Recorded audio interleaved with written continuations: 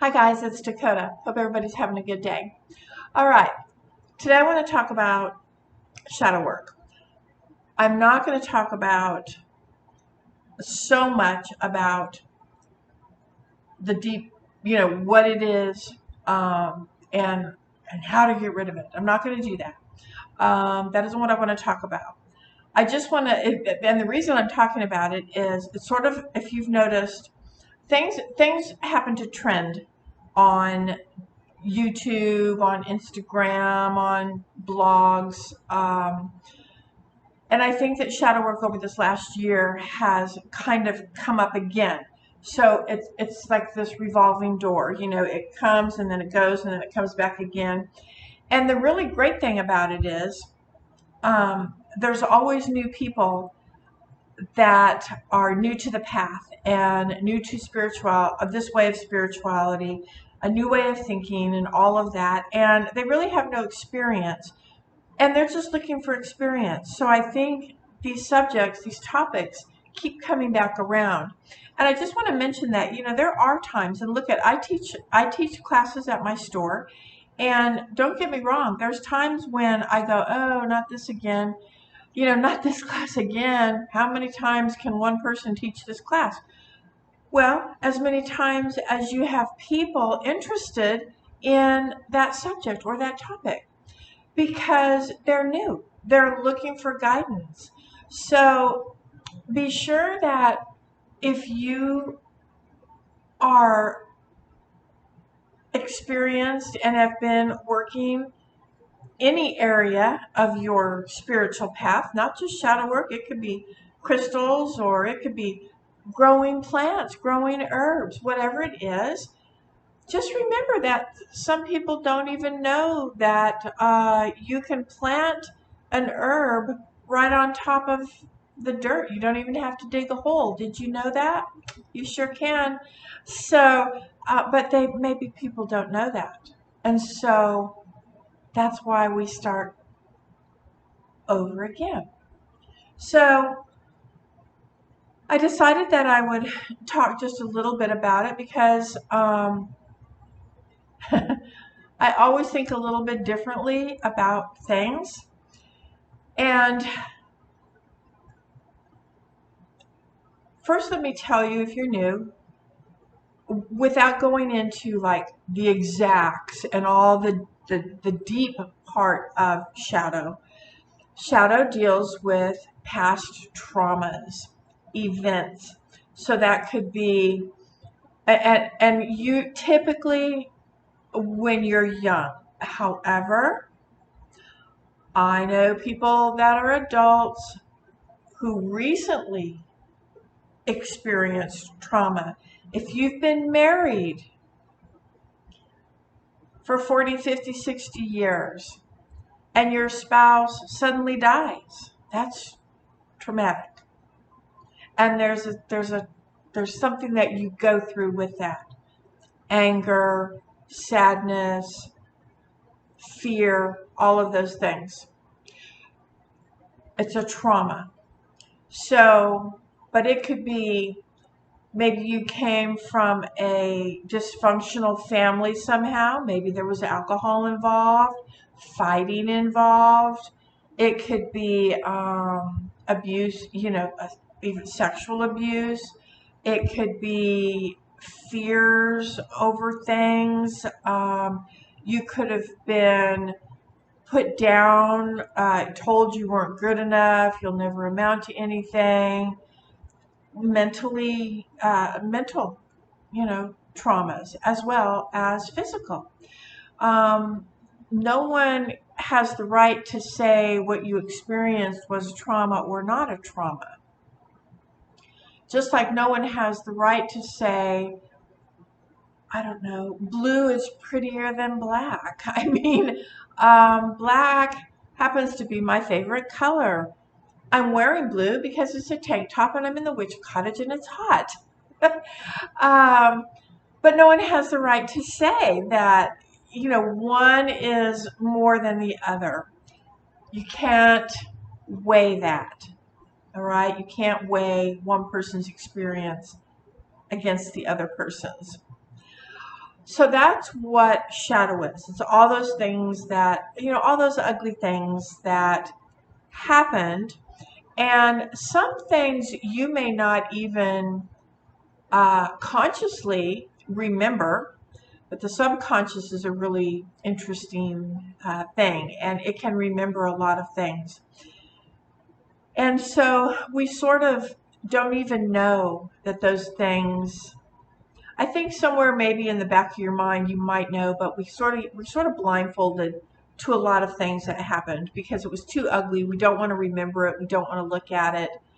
But that's the problem with shadow is if you don't face it and you don't work through it, then it affects you your entire life.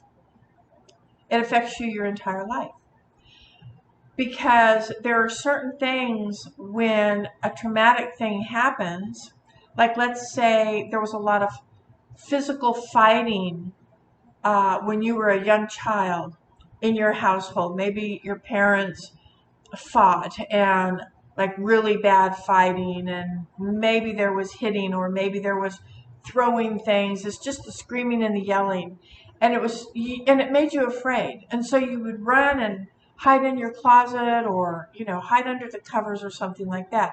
So the reaction was fear. You became afraid of that loudness, that dysfunction. So then as an adult, maybe you're sitting out on your porch, watching, drinking coffee, and your neighbors across the street come out and they're screaming and yelling at each other. And instead of just going, oh, these neighbors, and walking inside and minding your own business, that chaos, that energy, that dysfunctional energy triggers that trauma that's still within you, and it's fear, and you become afraid. You may not know it consciously, but subconsciously that is the trigger. The fighting is the trigger, and it causes fear or whatever reaction you had to that in the past. So until you can acknowledge traumas, which we call shadow, then it's hard to move forward in this life, especially a spiritual path.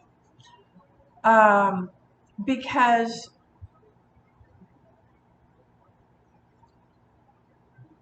to be spiritual, you want to be enlightened. You want to, and I see this. I see this pretty much every day in the store where there's a lot of trauma, there's a lot of things, and people just come searching, like, what can I do?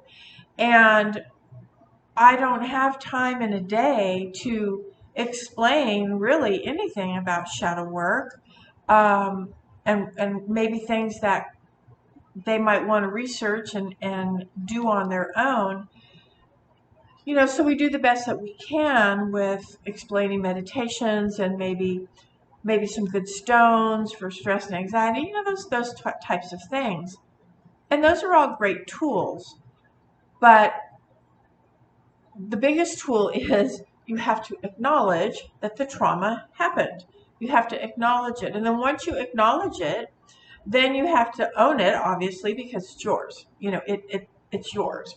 So once you own it, then you have to figure out what source of work, what sort of healing, what sort of tool do you need or is going to work for you to help you get through that. Because you don't want to be carrying that with you on this spiritual journey. It's sort of like and I didn't bring it out here because I'm just yapping today. I have a few notes written down, but if you'll look at the Rider-Waite, the basic Rider-Waite tarot deck, the first card is the Fool. The tarot is all about the Fool's journey. It's about his journey, what he's going to be up against.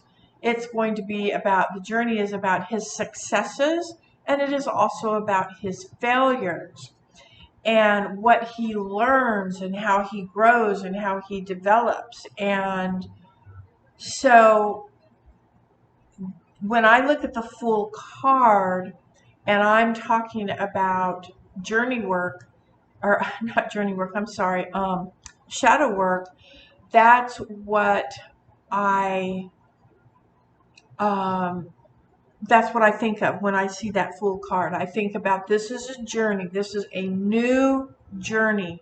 So when someone comes in and they're looking for help, there's some sort of trauma going on, and they've been drawn to this spirituality, to my store, to the metaphysical store, or whether it's witchcraft or Wicca or whatever umbrella term you want to use. I'm just using spiritual journey so I don't have to, just for lack of better words. Well, it really starts with you. That's where it starts. It starts with you, and it starts with healing.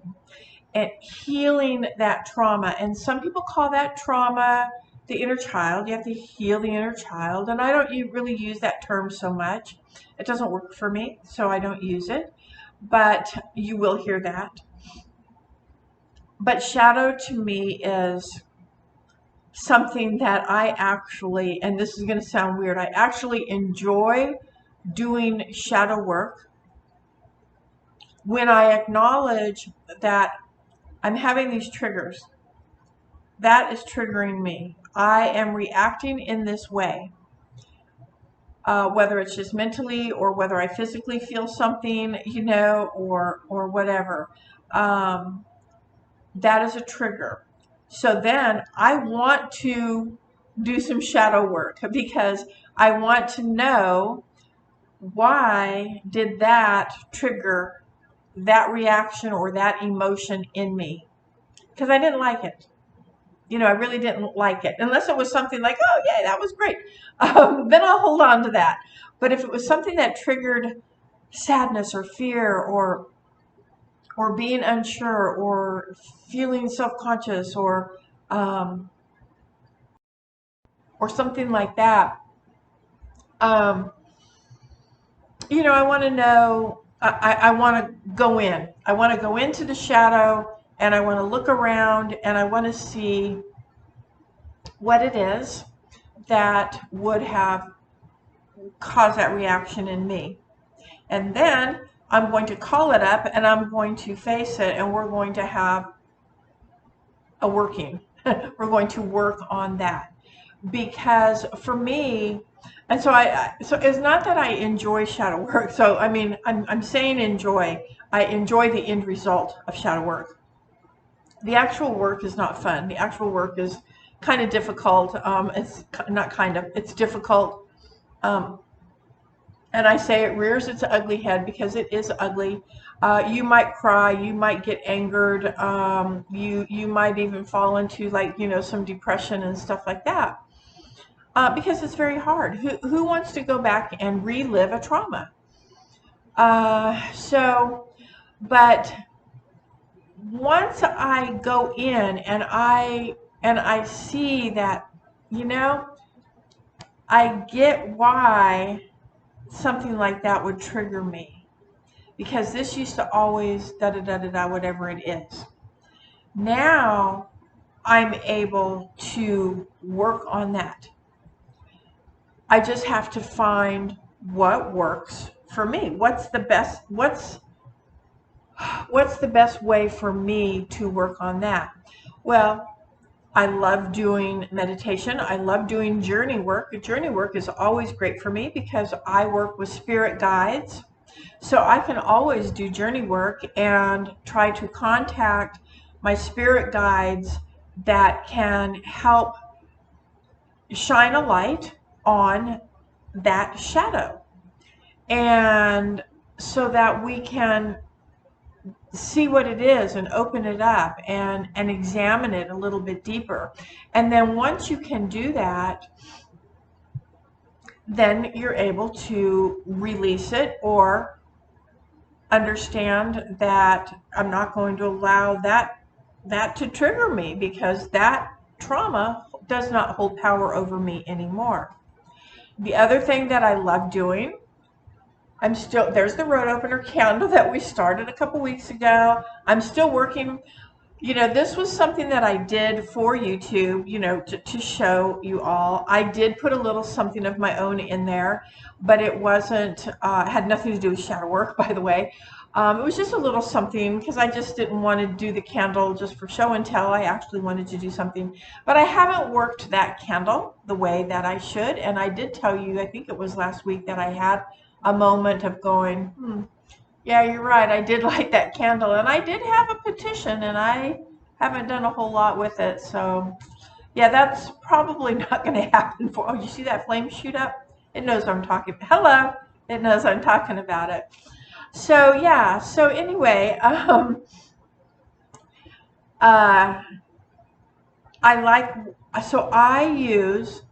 love using road opener when I'm doing shadow work, whether I'm going to do a meditation, whether I'm going to do journey work, or whether I am going to fix and dress a candle and literally do my shadow work with the candle. I'm actually going to be there talking it out while the candle's lit. Road opener, because shadow means there's an obstacle. There's an obstacle that is preventing me from elevating to the next level that I want to elevate to. So I remove the obstacle. It's that simple.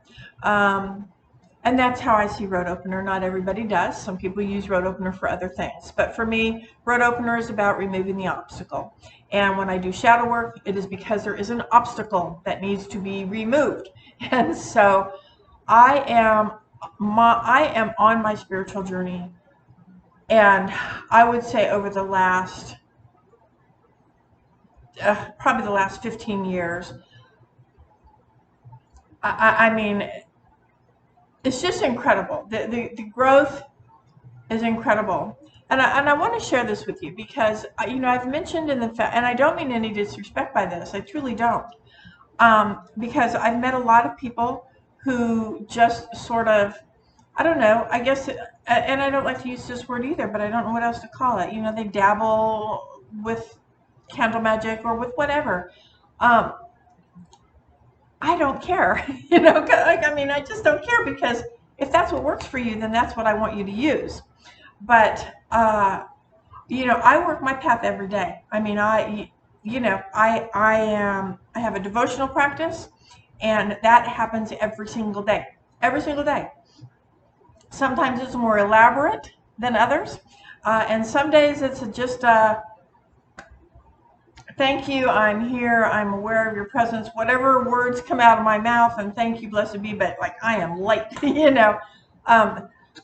excuse me. There's always a devotional every single day. So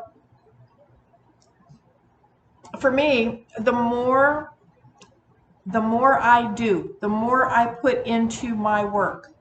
I work every day. I work my practice every day.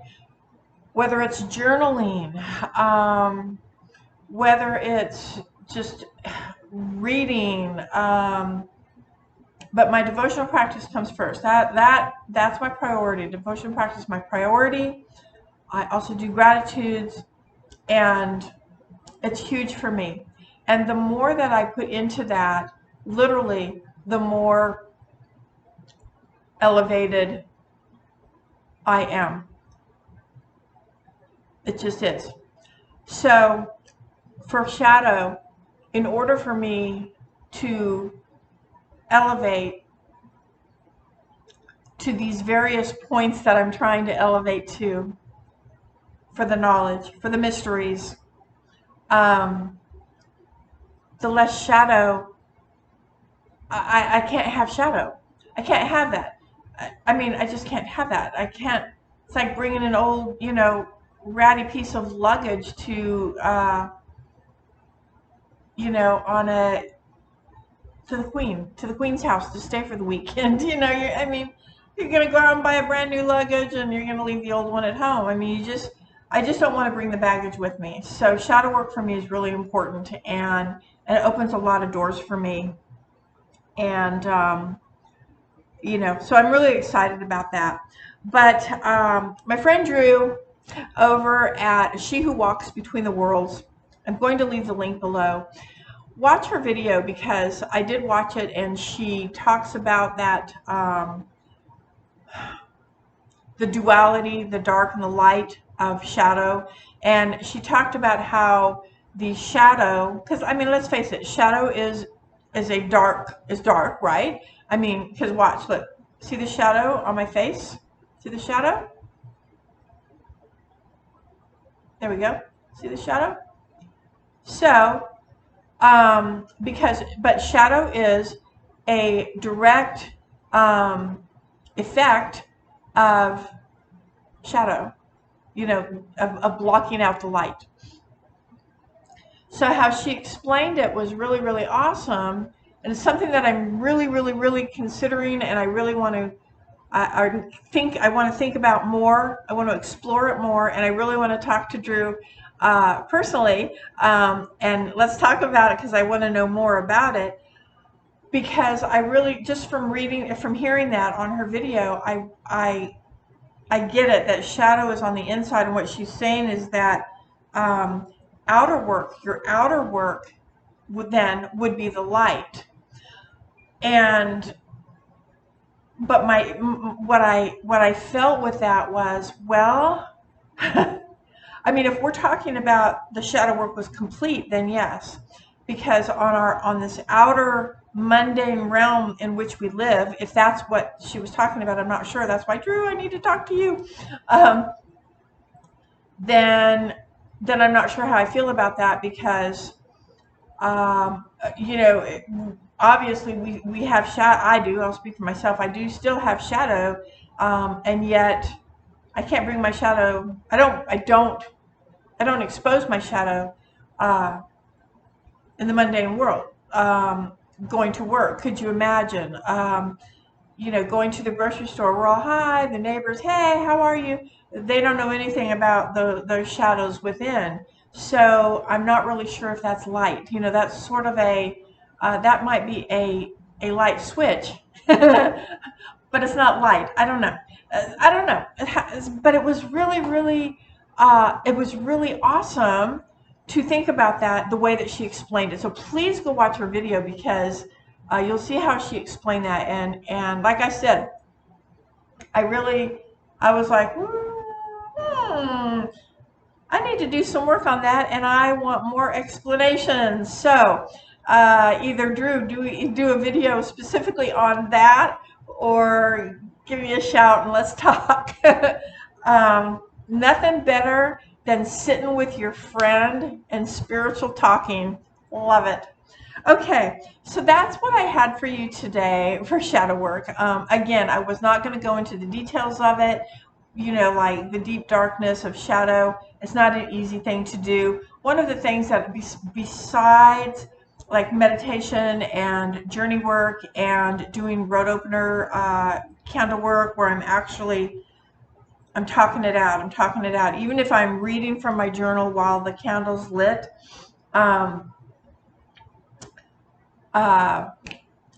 Mirror I use, and it's very, very difficult. This is very hard for me, because one of my shadows, and I can let you know, it has to do with self-esteem. Not self-esteem, body image. There we go. Anyway, but it's because if you watch my first videos, you'll see how, hello, I'm Dakota. I was like petrified. I don't like seeing myself. So that needs to go away. And I'm getting better, obviously, because look at me. Cha, cha, cha, cha, cha, cha. But it's sitting and looking at a mirror. And talking to yourself and telling yourself, you know, talking to the shadow. And that's some difficult work for me. That's very difficult work for me. But the end result is extremely rewarding, extremely rewarding. Okay, so that's it on shadow work. Any questions, any comments? I would love to hear them. Leave them down below. You know the whole thing. Other than that, I hope you enjoyed it. Please watch Drew's video, and I believe her video was a VR to somebody else's video, and I really don't know how that all works. So I'm just kind of, and this isn't really a VR to hers. I just wanted to give her a mention. So check her out, Drew. Let's get together, and I hope you guys enjoyed it. Have a great week, and I'll see you next time. Love you. Bye.